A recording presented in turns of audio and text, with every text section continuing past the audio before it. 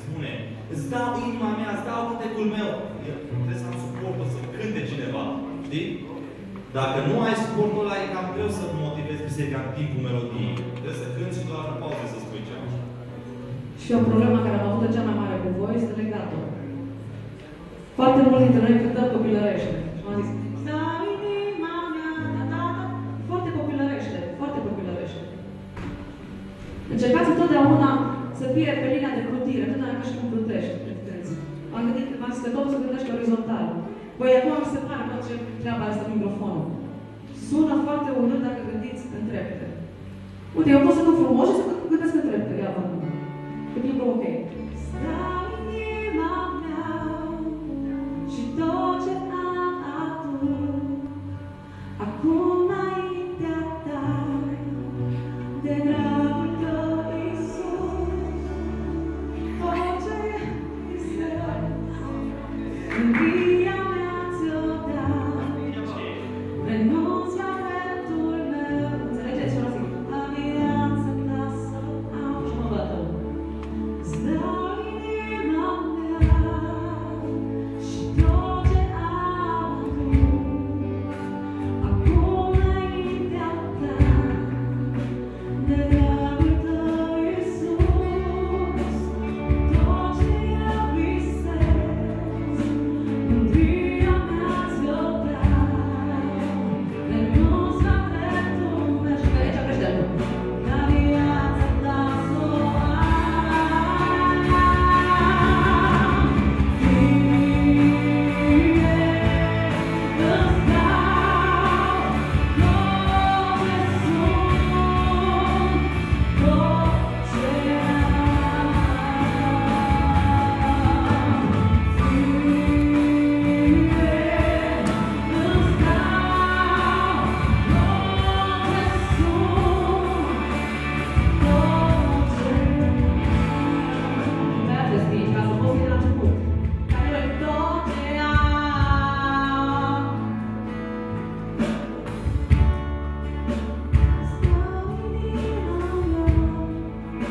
eu vă dau, poate mi se pare caragios cei care vreau să se luă de canto, dar 90% dintre noi așa cântăm.